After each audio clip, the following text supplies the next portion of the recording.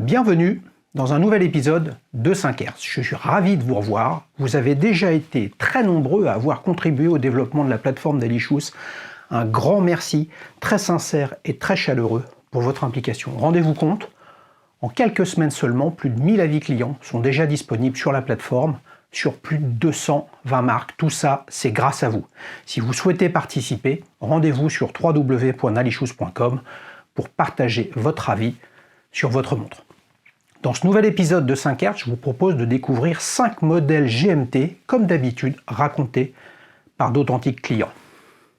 À tout honneur, on commence avec la Rolex Explorer 2, racontée par Giraudet. La Rolex Explorer 2 a été présentée par Rolex en 1971. Elle fait suite à la Rolex Explorer lancée en 1954. Elle dispose d'une indication supplémentaire de 24 heures qui peut être également utilisée comme deuxième fuseau horaire. Ça a été très utile pour les spéléologues professionnels pour qui une orientation temporelle fiable et indépendante du monde extérieur est essentielle. Contrairement à la GMT Master et à la Rolex Submariner, la lunette est fixe, elle ne tourne pas. La première référence est la 1655, elle a été produite jusqu'en 1984, puis la 16570 qui restera au catalogue de 89 pendant 20 ans. Il y a quelques années, la 226-570 a été lancée par Rolex avec 70 heures de réserve de marche. Mais revenons à la référence 16570 de Giraudet. Il nous raconte sa Daily bien glissée sous la manche. Une Rolex encore assez abordable, permettant de bénéficier d'une fonction 24 heures à prix doux, dont la cote est aussi raisonnable. Achetée récemment, elle n'a jamais été polie ni révisée, donc à porter avec prudence, car fabriquée en 2006. Une tool watch versatile qui rapporte plus qu'un livret A, le coquin, à porter partout, sans fanville dans la rue. Attention, résistante aux éléments, précise, lisible, elle vous accompagne pour un voyage fiable, à l'aise en toutes circonstances, où on ne se pose pas trop de questions sur quelle montre on va porter. La boucle pêche un peu. Feeling de robustesse, pas très rassurant, très différent des Rolex modernes. Il lui attribue une note moyenne de 4 sur 5. Giraudet ne tarit pas d'adjectifs pour qualifier son Explorer 2, juste là. Il commence par harmonieuse, agréable, puis glisse inexorablement vers les adjectifs les plus utilisés sur Dalishus pour qualifier une Rolex, fiable, robuste, efficace. Les specs techniques sont solides, à l'image de cette référence datant de 2006.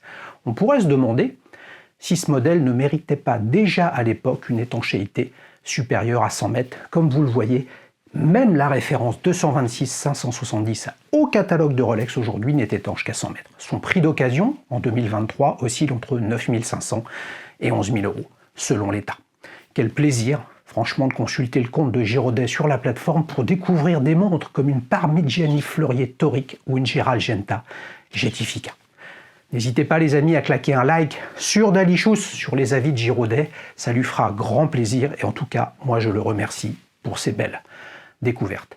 Avant de découvrir les 4 autres modèles de cette sélection originale de montres GMT, je vous rappelle comment participer au prochain épisode. C'est super simple. Si vous n'avez pas de compte sur Dalishus, rendez-vous sur www.dalishus.com et puis vous en créez un.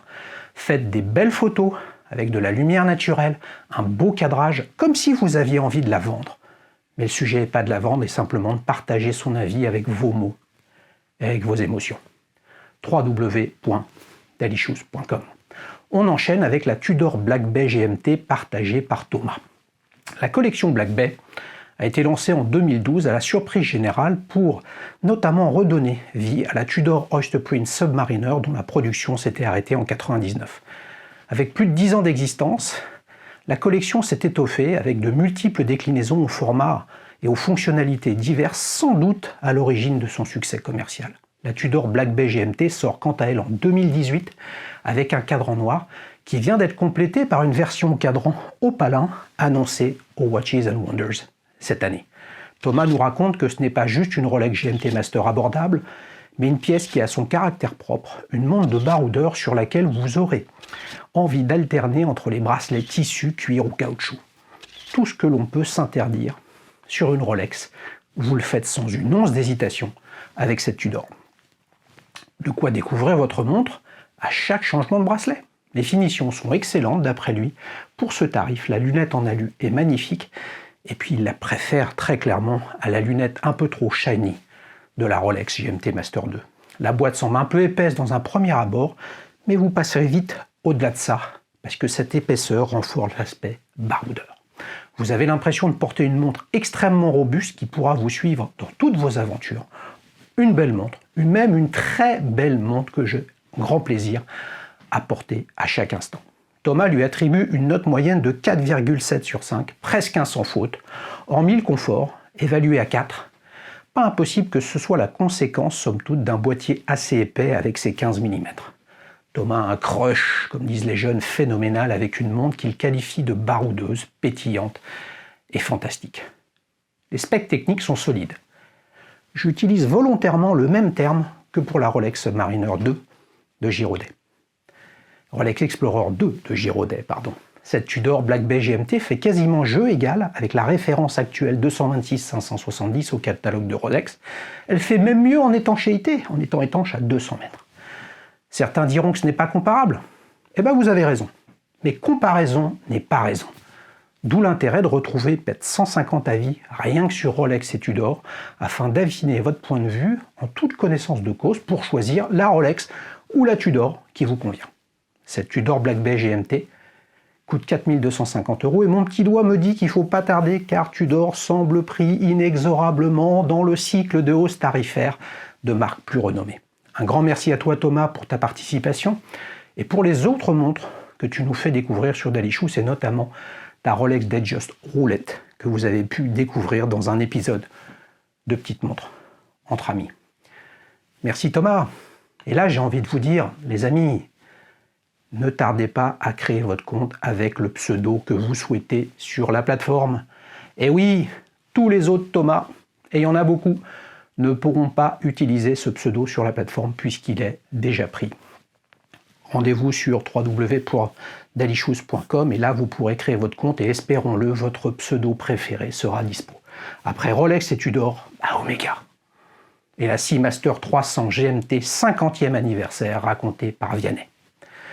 Lancée en 1948, la collection Seamaster est la plus ancienne collection d'Omega encore au catalogue de la marque. Discrète 3 aiguilles à ses débuts, la collection Seamaster s'est peu à peu muée en une gamme d'une variété si complexe que l'on peut avoir du mal à faire le lien entre les modèles. Cette folle diversité, comprenant à la fois la Seamaster Ploprof et la Seamaster Dynamic 2, cette combinaison entre la carpe et le lapin, elle interpelle.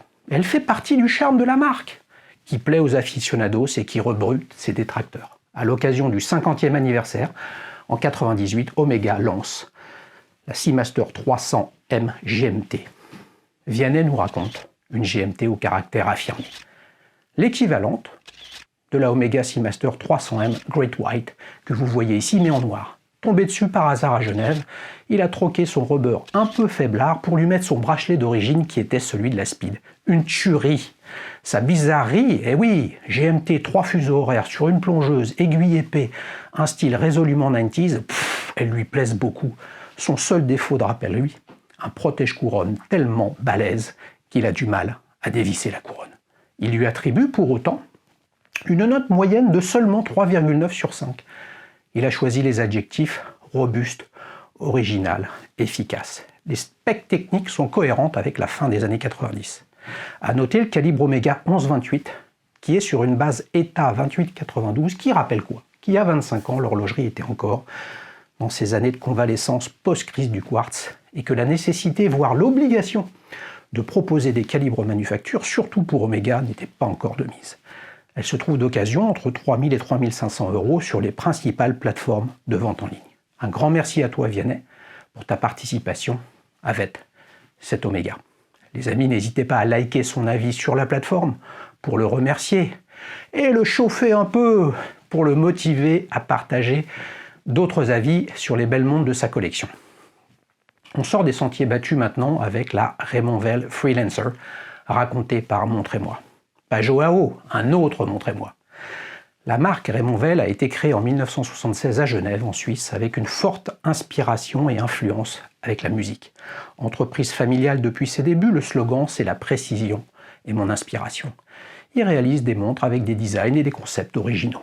La marque est connue pour être le partenaire des Brit Awards, l'un des rendez-vous anglais les plus glamour de l'univers de la musique. La gamme comprend des modèles comme Tango, Parsifal ou Toccata, plutôt dans la musique classique, mais aussi des séries limitées avec des artistes mondialement connus comme David Bowie ou Bob Marley.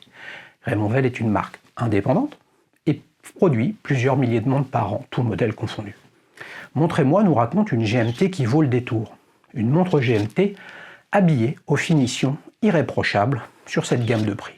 Tenez-vous bien, double couronne vissée, intégration parfaite de la date dégradée très bien et réalisée sur tout le cadran, le tout avec moins de 10 mm d'épaisseur.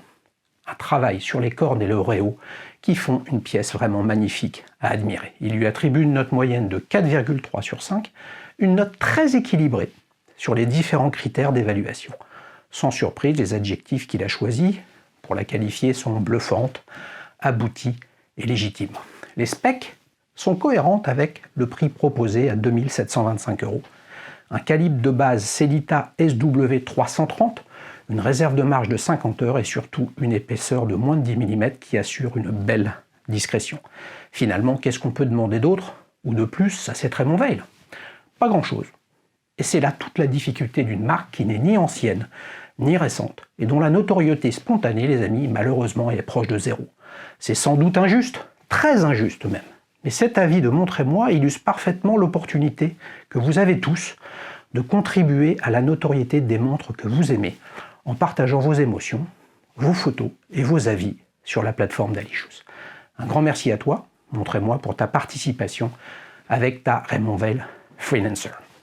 Si vous passez sur son profil, vous allez découvrir aussi 2 superbes grands Seiko absolument magnifiques. Justement, en parlant de grands Seiko, on termine avec Maxime et sa grand Seiko collection élégance SBJJ, j'y arrive, 251. La marque Grand Seiko a été créée en 1960 par les filiales de Seiko, Daini et Showa pour concurrencer les marques suisses de production de montres de luxe. Grand Seiko est reconnu pour ses finitions exceptionnelles, ses designs valorisant simplicité, subtilité, tradition et des calibres d'une précision folle, qu'ils soient mécaniques à quartz ou le célèbre Spring Drive lancé en 2015. 2017 a été une année charnière car Grand Seiko est devenu une marque indépendante, même si elle appartient au groupe Seiko Epson Corporation et produit environ 35 000 montres par an. Maxime nous présente la Grand Seiko SBJJ Shunbun. Je ne sais pas si je le présente bien, qui veut dire printemps. Tout d'abord, Grand Seiko est la seule marque de ma collection qui n'est pas suisse. La photo marketing des grandes maisons horlogères, probablement.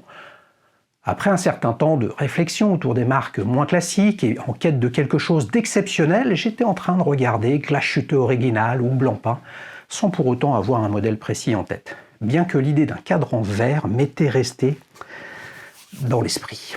J'ai donc décidé d'élargir mon champ de vision au Japon, probablement aidé par un fameux épisode de Duel Time, mes amis, je ne sais pas lequel.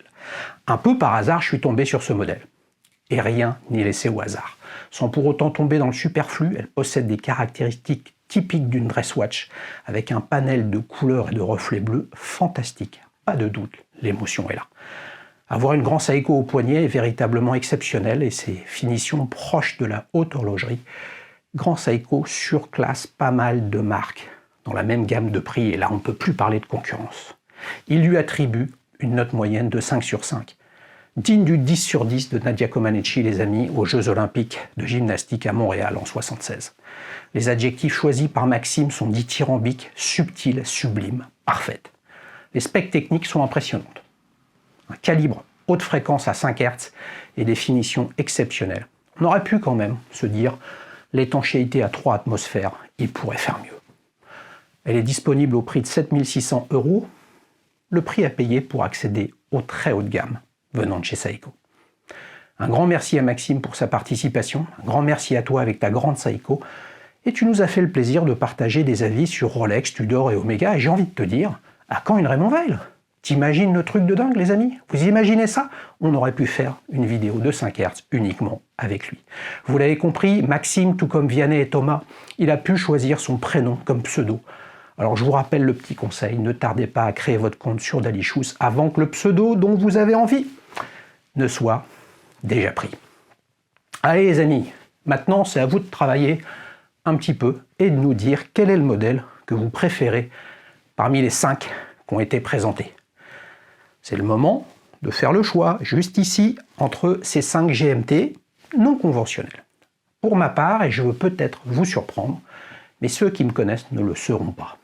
Je choisis la Rolex Explorer 2, la plus vintage des 5, la plus originale au sens du terme, une montre relativement rare pour Rolex et, me semble-t-il, la plus cohérente si on regarde le couple positionnement produit et spécificité technique. Ce n'est évidemment qu'un point de vue qui a une importance toute relative, c'est pas ma montre, par rapport à l'avis d'un authentique client qui, lui, la possède. Merci aux membres, merci aux 5 membres d'Alichus pour leur participation. À vous de nous dire en commentaire, les amis, pas dans l'onglet communauté cette fois-ci, en commentaire, laquelle vous préférez parmi les 5. Pour finir, si vous voulez participer au prochain épisode de 5 Hz, c'est super simple. Vous créez un compte sur www.dalichus.com si vous n'en avez pas déjà un. Vous faites des belles photos lorsqu'il y a une belle lumière au bon moment. Et là, vous vous dites, wow, elle est magnifique ma montre, allez, je vais y aller. Et puis vous partagez votre avis sur la plateforme avec vos mots, vos tripes, vos émotions, vos sentiments à vous. C'est ça ce qui compte. Merci les amis, à bientôt. Ciao, ciao.